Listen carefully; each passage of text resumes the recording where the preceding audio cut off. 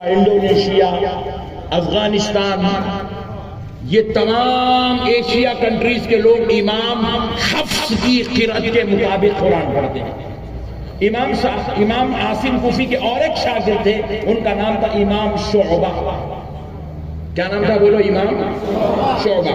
امام شعبہ کی قرأت سے عرب والے قرآن پڑھتے ہیں۔ امام شعبہ کی قرأت سے قرآن پڑھتے ہیں تقریباً عربی لوگ، تقریباً عرب کنٹریز والے امام شعبہ کی قرأت سے قرآن پڑھتے ہیں۔ تو حضرت سیدنا امام شعبہ رحمۃ اللہ علیہ امام عاصم کوفی کے شاگرد ہیں، تجوید کی دنیا کے بادشاہ امام ہیں، جنہوں نے دنیا والوں کو قرآن پڑھنے کا فن سکھایا۔ اللہ کے اتنے پیارے محبوب ولی حضرت امام شعبہ کا جب وقت وصال قریب آیا، ولی کا تعارف کرا رہا ہے، امام شعبہ کا جب وقت وصال قریب آیا، اپنی بہن سے کہنے لگے، بہن جب میرا انتقال ہو جائے تو میرا ایک چھوٹا سا عمل ہے، اللہ سے کہنا کہ اے اللہ اس کا اجر میرے بھائی کو عطا کر، بدلے میں ان کی مغفرت کر۔ تو بہن نے کہا بھائی جب آپ کا عمل ہے تو آپ خود کہہ لیجئے، مجھ سے کیوں کہہ پا رہے ہیں؟ تو کہا بہن جس خدا کی عبادت کیا اس سے ثواب مانگنے میں مجھے شرم آتی ہے۔ اللہ کے لیے عبادت کر دیا، چھوڑ دیا، بہن میں اس سے ثواب نہیں مانگتا۔ اور ہمارا یہ حال ہے، امام صاحب اگر دعا نہیں کرے تو نڑلی مت دیں گے امام صاحب کی، بولے دعا نہیں کرے آپ، ہم کہتے دعا کرو دعا کرو، فقیر کو 5 روپے بھی دیے تو بولتے پٹھے میرے لیے دعا کر۔ حاجی صاحب جا رہے ہیں دعا کرو، عمل حاجی صاحب کا، پھگٹ کی دعا اللہ صاحب کا۔ وہ لوگ ایسے ہیں اللہ کے ولی، کہے بہن مجھے جس رب کی عبادت کرا، عبادت کرنے کے بعد مجھے ثواب مانگنے میں شرم آتی ہے۔ میں نے تو دعائیں بہت کی مگر ثواب مانگا نہیں ہے۔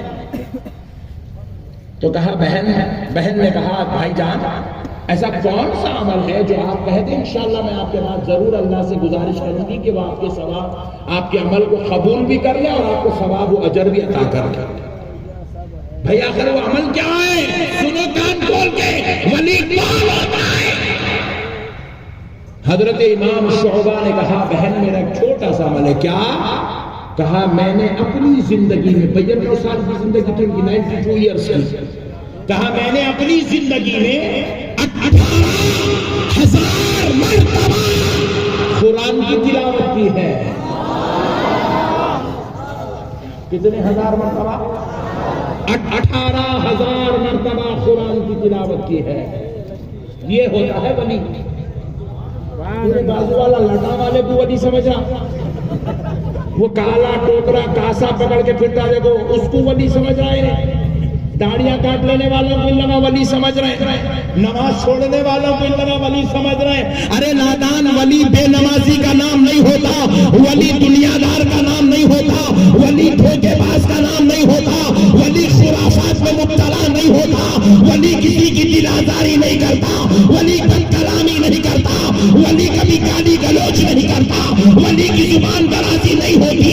ولی وہ ہوتا ہے جو زندگی تو تیری اور میری طرح گزارتا ہے مگر عمل دیکھو تو ساری دنیا مل کر جو قرآن نہ پڑھ سکے ولی اسے اپنی زندگی میں 18,000 مرتبہ تلاوت کرتا ہے۔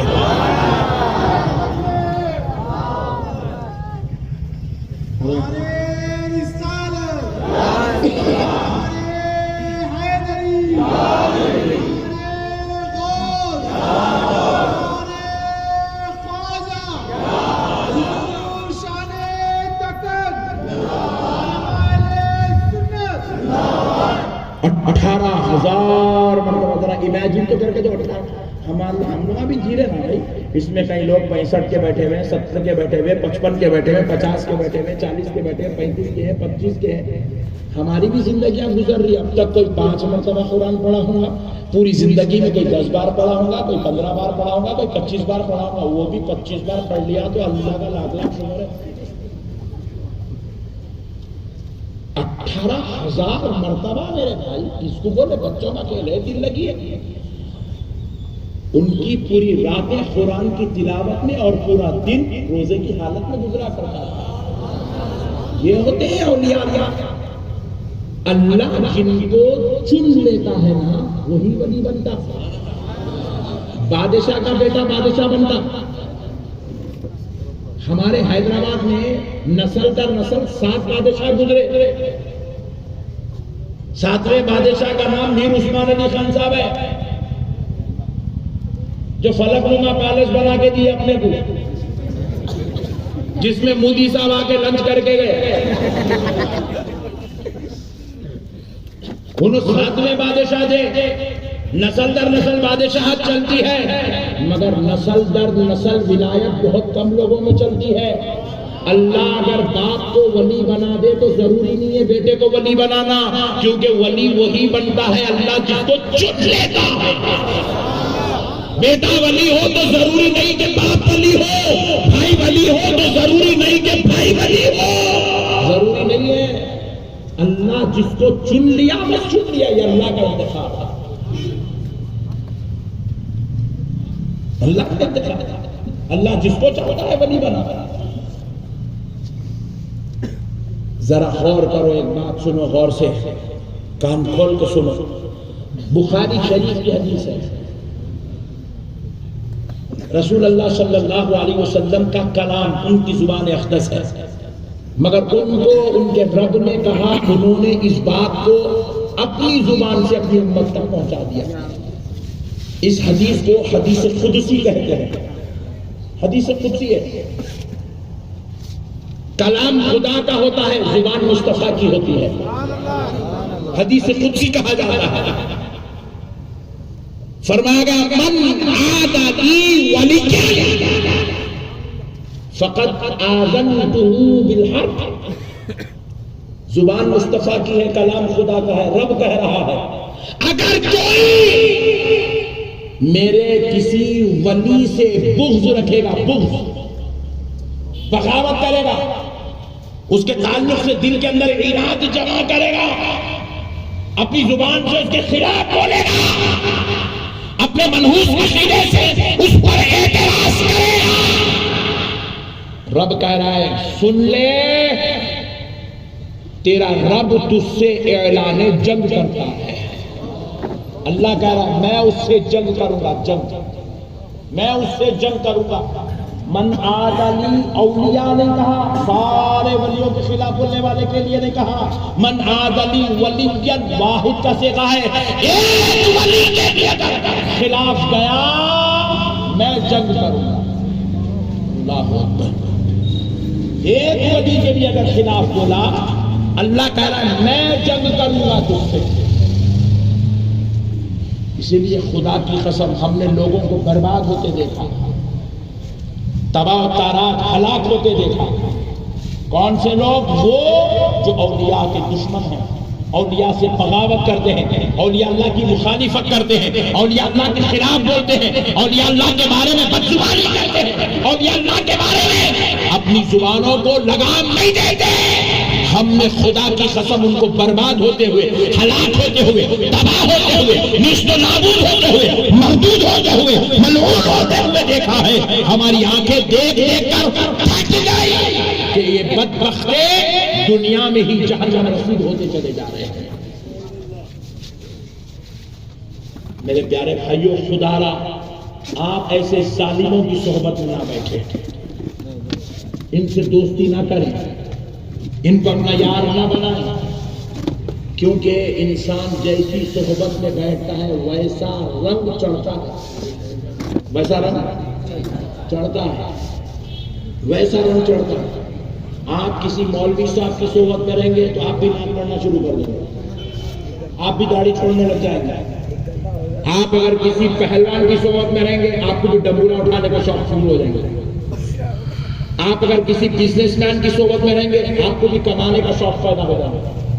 آپ اگر کسی گستاخ کی صحبت میں رہیں گے تو آپ کے اندر بھی گستاخی کرنے کا جذبہ پیدا ہو جائے گا. خدا را کسی گستاخ کو اپنا دوست مت بنا. سنو ولی کون ہوتا ہے، تعارف دینا ولی کا. دنیا نہیں جانتی ولی کون ہوتا ہے. حضرت سیدنا جنید بغدادی رضی اللہ تعالیٰ عنہ بڑے اکابر اولیاء میں سے ہیں. امام الاولیاء، سید الطائفہ ہے، سراج الاولیاء. حضرت جنید بغدادی رضی اللہ تعالیٰ عنہ کون ہے معلوم؟ جن کے مریدوں میں ابو بکر شبلی ہے، جن کے مریدوں میں حضرت ابراہیم خواص ہے، جن کے مریدوں میں غوث اعظم ہے، جن کے مریدوں میں خواجہ معین الدین چشتی ہے. یہ ان کے اکابر بزرگ ہیں. غوث اعظم کے مرشد کے مرشد کے مرشد کے مرشد کے مرشد کا نام جنید بغدادی ہے. سرکار غوث اعظم اپنی مجلس میں حضرت جنید بغدادی کو دلیل بنا کر بات کیا کرتے تھے.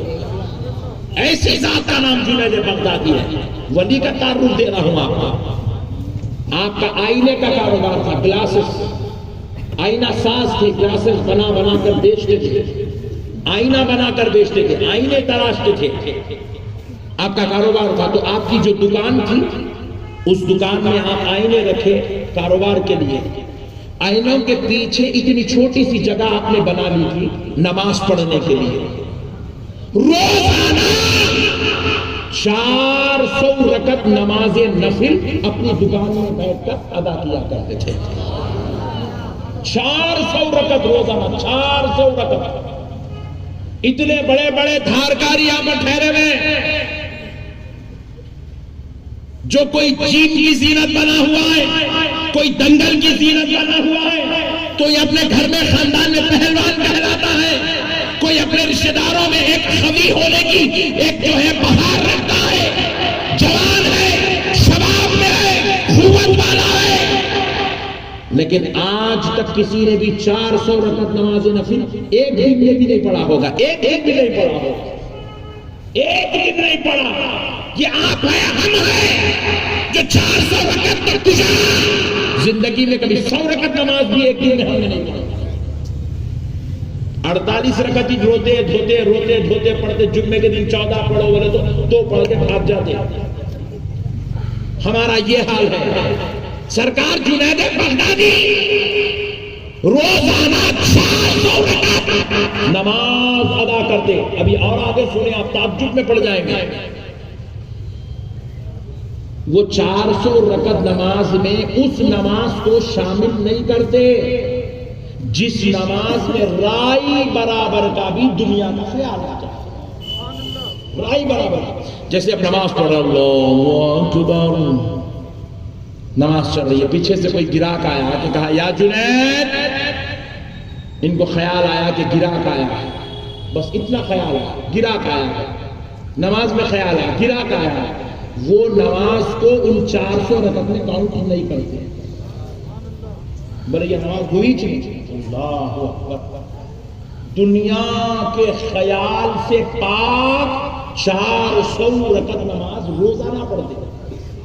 اور آگے سنے تو آپ کو سمجھ میں آئے گا ولی کس کو کہتے ہیں. جب آپ ضعیف العمر ہو گئے، عمر کے ایک بڑے حصے کو پہنچے، آپ کے اندر نفاہت آ گئی، کمزوری آ گئی، آپ اٹھنے بیٹھنے میں تکلیف محسوس کرنے لگے، جسم کی ہڈیاں آپ کا ساتھ چھوڑنے لگی ضعیفی کی وجہ سے.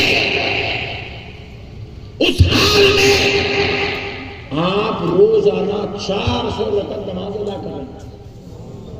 مریدوں نے کہا، معتقدوں نے کہا، بچوں نے کہا سرکار اب آپ نحیف ہو گئے، کمزور ہو گئے، آپ ضعیف ہو گئے سرکار، یہ 400 کے بجائے 200 کر لو، 400 کے بجائے 100 کر لو، کچھ تو کم کرو میرے آقا.